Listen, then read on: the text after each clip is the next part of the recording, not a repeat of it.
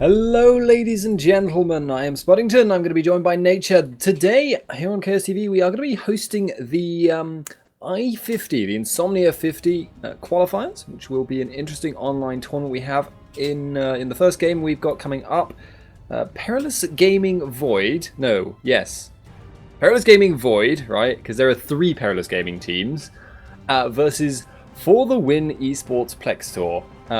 Just to get the kind of housekeeping things out of the way, I-50 qualifiers, we're underway now, Champion Select is underway, and I am going to be joined by Nature. Yeah, so hello ladies and gentlemen, we've got the picks and bans coming in very, very fast here. Lee Sin, Vayne, Ari, Quinn, Zed, Jarvan the 4th, and when it comes to picks, it's going to be the Vi, the Shen, the Zyra, the Varus, the Renekton, the Spider Lady, and of course we've also got the Ezreal. Yeah, we've actually got most of the picks coming in remarkably quickly, and I know that for the duration of Champion Select, because there are only 2 spectator slots and we are playing on the live client, Nature is obviously spectating from the stream, so he's a little bit behind, and we have actually got all bar one of the picks locked in. In fact, all of the picks locked in. Could be a placeholder, but they've gone for Cassiopeia as their final pick there on FTW. I'm a little bit surprised to see that, but it's not a completely awful idea. She has some incredible strengths. She just also has serious weaknesses, particularly against characters like, well, Vi, who has been picked out there by Rippy. But we'll see what happens actually with that. Nature. Is anything else jumping out to you? Well, not particularly at first sight, although both teams do have quite a poke-heavy mid laner, looking at the Nidalee and the Cassiopeia, both very, very heavy on that poke, so I'm very interested to see how both of the teams are going to deal with that. Yeah, indeed. Cassiopeia is one of those mid laners that, against Nidalee, at least early on, it's very, very tempting to push out very, very aggressively. She pushes harder than Nidalee. Nidalee really doesn't last hit well under tower, at least until she hits level 6. So Cassiopeia can just push her around like that. Problem with Cassiopeia in general, though, as I already mentioned, she's very vulnerable to being ganked. We'll see what happens, but I imagine they will still go for the aggression and just look to have Elise counter gank that.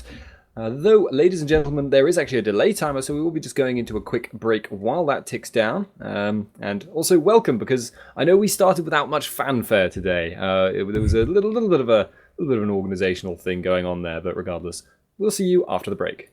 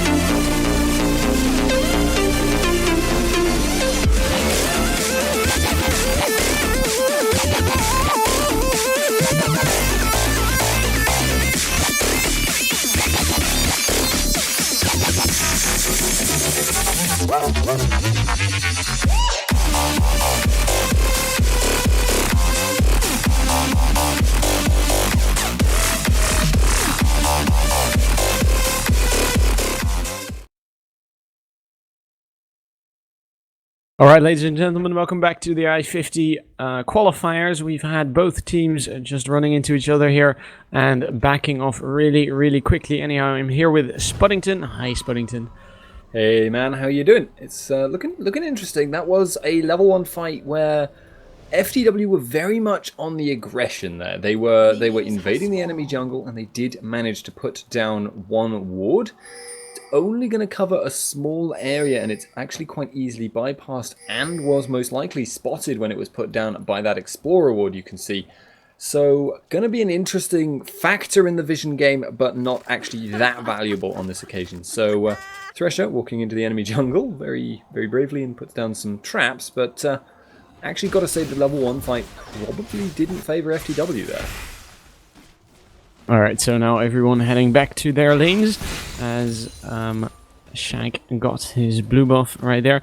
So a little thing I wanted to touch on here is the Zyra running Ignite on her support champion right there. So it really isn't that uncommon for a Zyra, but it really shows us that they're looking for this very kill heavy lane to put a lot of damage down with that Ignite.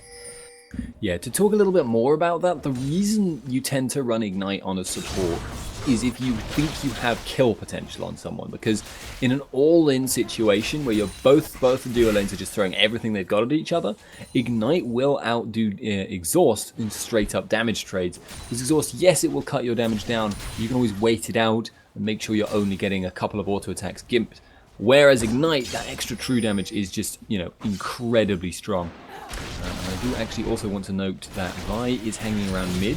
Shag, I think, was waiting for it, but in comes Vi. Yeah, she actually flashes for it. Now Dragon might be in trouble. Red buff is proccing on, doing a lot of damage on Thresher here. Thresher forced the back way of Shag here. Shag trying to pick up this kill. Thresher using that barrier. Shag gets forced away as well, so no kills happening quite yet in that middle lane. But Thresher is very low. So is Dragon, though. That was a good read there by Shag. He kept himself in the area. You saw him actually waiting around in the back of the mid lane for a while. Didn't get anything because Vi was a little bit slower than he predicted, but he's actually going flashing again. Yeah, Flash Cocoon will do a lot of damage. Now Thresh actually forced to flash. And here comes Rippy, though. First blood for FTW, but Rippy repays it with a kill. So first blood means probably more gold going to Elise, but no assist gold in that kill. And also transferring the double buffs over to Rippy. So arguably not worth it for Shag there, but regardless, he did get that kill. Nidalee will lose out on some XP and farm, and she's already having some problems dealing with Cassiopeia's harass. We have actually, we were mentioning in the break as well, Cassiopeia, not a common pick. I mean, you said that they'd run it in Worlds at some point, but I couldn't recall that. It's not something I can really say they didn't do, but it's just not something I would have expected. Yeah, so as we saw earlier this game, or just 1 minute ago, Thresha was almost forced out of lane instantly by that Cassiopeia, and I believe Thresha is going to have quite a lot of problems if, of course, he doesn't manage to hit those spears, because those spears are really going to force Dragon out for himself. So meanwhile, in that bottom lane, we do have Matlish and Sam Hodge. Getting pushed back as well by Deathneer and Kronz, who are really looking to, well, out-damage them at this point, as we mentioned earlier. Yeah, indeed. And I will actually... Now, I think it's probably worth talking actually about the kind of team composition we're seeing here. So, FTW are running a fairly straight sieging, poking, disengage composition, and I'm actually going to keep an eye on mid and transfer over to you if it becomes necessary, because Shag is in the brush and going in. Yeah, Repel comes down now. Thresher might be in trouble. Cocoons lands as well. Shag taking a couple of turret shots, but Dragon won't let that deter them from picking up that kill on Thresher, and Thresher goes down for the second time this game. Kill this time picked up by Dragon, and he is going to benefit greatly of that. Indeed he will, and that continues to kind of snowball this advantage. Nidalee, actually Rippy froze the lane for Nidalee, which was very, very good of him, and kept him in the XP race, but he's going to lose out a little bit, and now there's a very fine balance in Cassiopeia versus Nidalee, because if Nidalee is able to go in without being 100-0'd by Cassiopeia due to petrifying gaze, that is really, really good for Nidalee, because once she's got blue buff, she can just sustain through, constantly use Cougar form to harass. Cassiopeia can't really deal with that very easily, and if she takes a spear, that can really shift the balance. However, if Cassiopeia is snowballing ahead and has too much damage for Nidalee to cope with, and can just 100-0 anytime she lands a petrifying gaze, Nidalee can never use Cougar form safely. That means Nidalee just has to sit back and do exactly what she's doing at the moment, which is being pushed back a lot. Explosive in the top lane, though, in trouble. Yeah, Ignite has landed. Kill goes down for Insert. I was actually looking at that because Insert had used that Dominus a while ago, actually. So picking up a kill for himself there. And it is looking like he is going to put quite a lot of damage on that top turret. And I believe... No, I don't think he'll actually be taking that one down, as he is doing a little bit of farming in between turrets right there. Yeah, he's just making sure he gets as far ahead of Shen as he can. Being able to, you know, get that that advantage over your enemy and just kind of snowball it even further by increasing your XP and gold gap is just really, really nice against Shen, because eventually Shen will outscale Renekton. Assuming the game goes on indefinitely with full builds, you know, they are gonna. That is the thing that's gonna happen. But Vi's in bot. Yeah, here comes Vi onto Kronz using that Assault on Battery. Kronz taking a lot of damage using that barrier, but here is Shag. He might just be able to turn this around. Repel was used. Matfish might be in trouble here. Cocoon doesn't quite land, and Matlish does manage to back away. Shag did save, I believe, Kronz there from quite a certain death, and he does manage to back away safely once again. But Hodge was taken very, very low just before that gank occurred. Indeed, but still, Hodge, yeah. Okay, so no huge changes there overall, and that will give FTW this opportunity now to go for the Dragon. Dragon going for Dragon as well, just because, you know, you must name yourself something confusing for the sake of the casters. But well, actually, it does look like they're just going to get that for free. No wards, no nothing. One of the advantages of having an aggressive pushing mid against Nidalee, you push her to her tower, you're free to roam, do whatever you want. And another thing about Cassiopeia, she clears Dragon very, very quickly indeed. Regardless though, everyone kind of resetting now. Renekton versus Shen in that top lane. Nothing too much to happen for the foreseeable future, I think. Yeah, so while for the win was we're taking that Dragon, their top laner Insert was actually taking the enemy's blue buff. So while Rippy was checking to donate Thresha that blue buff, it was actually gone. So we might have Thresha in quite a bad situation here, as Dragon can actually start pushing really hard at this point, and Thresha might just not be able to do anything about it because she doesn't quite have the mana to deal with it at this point. Now, the obvious answer to being pushed to your tower constantly is to gank Cassiopeia. She is vulnerable to ganks, as has been mentioned, but now, the thing is, Dragon is strong enough, he's got just enough health they can't burst him. Nidalee isn't that strong of a burster anyway, unless she's already low, and there is a serious danger if she can land a good petrifying gaze, that she could actually double kill them. Stoner is quite low in the bottom lane, I do not catch what happened there. Yeah, Matlish was going very low because of the Stranglethorns coming down of Deathneer, so Explosive was actually forced to use the Stand United because of that. Now, meanwhile, in that jungle we do have Rippy getting attacked by Shagir. Cocoon does land. Red buff proccing on him, so he is constantly slowed here. Shag sinking in those fangs, and he does manage to escape with the Vault Breaker. So he gets away safely, but I believe a turret has gone down in the meantime. Yes, as, Insert actually managed to pick up a turret of the blue team. Yeah, taking away that top tower is good. Means Shen now is free to farm, and he will just continue to push that continually. But he's lacking Stand United at the moment, and that means that Renekton is now pretty much free to make plays wherever he can find an opportunity. Looks like he's going to go for this mid lane right now. Nidalee is kind of hanging around in that area and is not very good at dealing with being pushed to the tower. So if they 2v1 that lane, Renekton Cassiopeia will push it very fast. They can then just shove up to the tower and just look to start poking that down. Meanwhile, FTW's bot lane is also pushing aggressively. Yeah, so... Ooh, actually Turtle Barrage coming across there. Crons taking a little bit of damage because of that. Meanwhile, that middle lane, we do have Dragon and Shag both pushing this turret, and it looks like it will be going down there. So they are looking to pick up a little bit of jungle camps here. Meanwhile, the top lane Dominus being used once again. In the bottom lane, we do actually have Deathneer going down. Matfish taking a lot of damage. Goes down to the Zyra passive. Now Kronz using that Chain of Corruption. And here come Dragon and Shag. Dragon flashing for it. Petrifying Gaze. Frees up Hodge. Now Hodge has that poison ticking on him. He goes down first to Dragon. Now Rippy might be in trouble. Ignite is ticking. And he goes down to Shag in the end. Now Shag trying to deal with Thresha here. Thresha, I don't think he can actually deal with the Shag at this point. And Shag walks away with a kill. And Thresha is forced to back away under that turret. Flashing actually for the Cocoon. And oh, he's actually taking a lot of damage using that barrier. Dragon might be in trouble here, but he does manage to finish off Thresha. Shag getting in very close at the end there, but not able to pick anything out of that situation. So, he'll just have to save his namesake for another time. Explosive in this top lane is continuing to get pushed back by Renekton, but I have to say, I feel like Insa wants to be doing something elsewhere right now. He's just kind of stuck in this situation of just making sure that Shen doesn't do anything, and that's well and good. That that for now is just fine. But eventually, like I say, Shen is going to start pushing him back.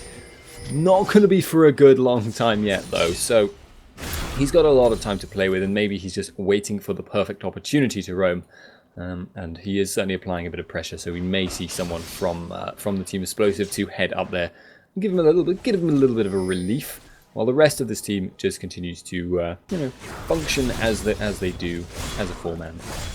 Yeah, so while this all is happening, For the Win have grown their gold lead by, I'd say, around 6,000 gold, which is quite huge at 13 minutes already.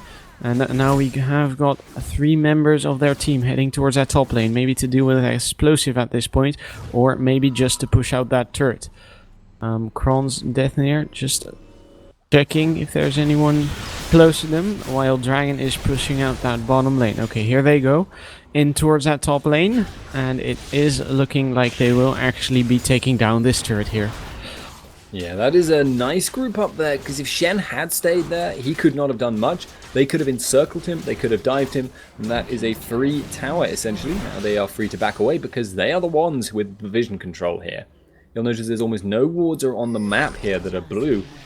that just means they have a lot of difficulty reacting. Shag has found Thresher. Yeah, Cocoon lands Thresher taking a lot of damage. Crescendo comes down, only hits Shag though. Shag just repels out, no problem for him at all. So we do have that Crescendo on cooldown now, while the rest, we do have Perilous Void right now forced to defend that middle inner turret, and we do have Dragon coming up in around 10 seconds. So for the win, are looking to group around that Dragon Pit rather, and take it down.